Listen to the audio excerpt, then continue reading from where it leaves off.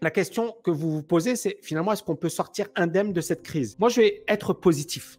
C'est-à-dire que c'est jamais, voilà, cette crise, elle est dure, elle est là, mais encore une fois, l'économie n'est pas détruite, d'accord? Comme après la Deuxième Guerre mondiale.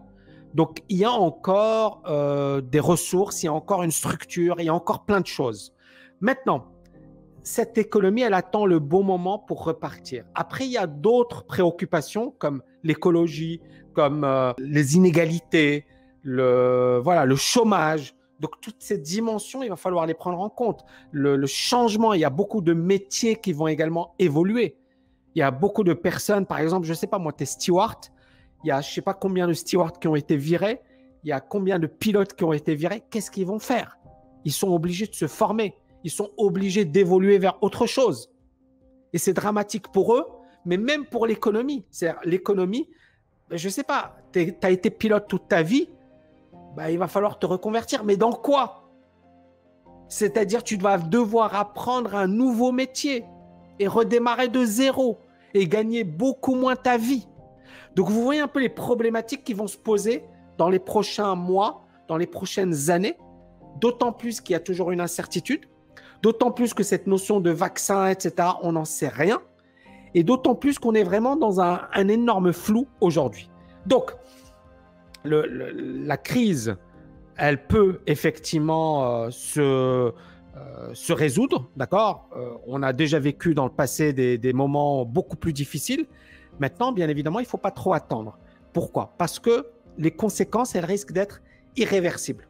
C'est-à-dire qu'une personne qui reste au chômage trop longtemps, elle perd ses qualifications, elle perd sa motivation et c'est très difficile de la réintégrer sur le marché du travail. Donc, cette situation, on l'appelle l'hystérèse, c'est-à-dire qu'un phénomène qui va se poursuivre.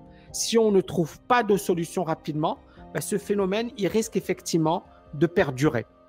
Et autre point également, le plan de relance, c'est-à-dire qu'on le voit avec les Européens qui sont un petit peu frileux, mais ce plan de relance, il est extrêmement important et il va falloir le mener.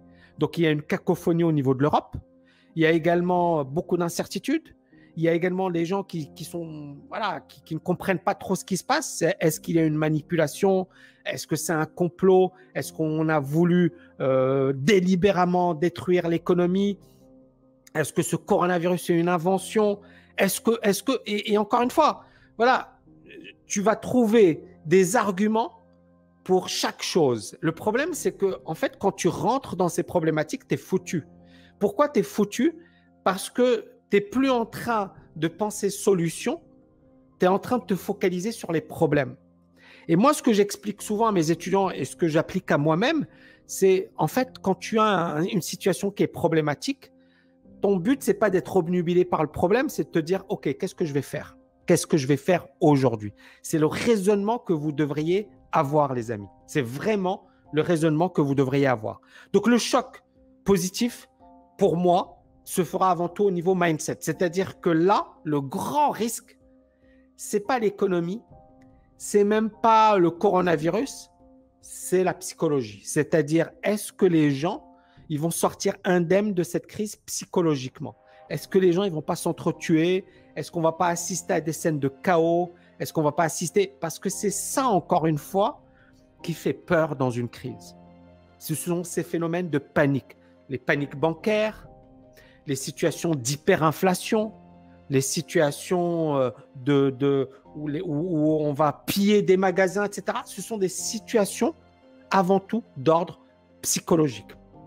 Et on revient un peu en arrière. L'histoire. On a deux économies, le Japon, l'Allemagne, qui sont détruites, qui sont vaincues. Vous voyez ici, l'Allemagne quitte, et ici, les Allemands, ils ont perdu la guerre et disent, c'est bon, on a perdu. Deux économies détruites après la Deuxième Guerre mondiale. Et ces deux économies deviennent respectivement, pour le Japon, elle deviendra la deuxième puissance, maintenant elle est la troisième puissance, et pour l'Allemagne, la quatrième puissance aujourd'hui économique de la planète. Et ce sont des économies, effectivement, qui ont redémarré de zéro. Mais derrière, il y avait un mindset énorme. Et ce que je veux dire, c'est que les économies qui vont s'en tirer et les pays qui vont le mieux s'en tirer, ce sont les pays qui sont finalement le mieux armés psychologiquement à gérer les crises, à envisager l'après-crise, à ne pas tomber finalement dans une situation de chaos, etc. Et là, c'est le rôle des politiques. Le rôle des politiques de finalement de rassurer les gens, de faire en sorte que les gens soient focalisés sur les solutions, de gérer finalement ce qui est gérable, et puis bien évidemment de dire, voilà, il faut une vision long terme. Et ça, c'est vraiment de la politique, c'est-à-dire ça va au-delà de l'économie, parce que l'économie, c'est également du mindset. Hein, le Japon, l'Allemagne, étonnamment, mais je ne sais pas si vous avez eu des cours d'histoire, etc., mais ce sont des pays très nationalistes, et ce sont des pays qui, voilà, qui ont une fierté, et ce sont des pays qui se sont dit, voilà, on nous a détruits, on nous a mis plus bas que terre, mais on va s'en relever. Et ça a beaucoup expliqué leur succès. Et c'est très, très, très important de le comprendre. Donc ça, c'est vraiment la réponse sur un plan économique. C'est-à-dire la reprise, ça ne va pas être juste j'injecte de l'argent. Ça va être concrètement comment les gens vont réagir.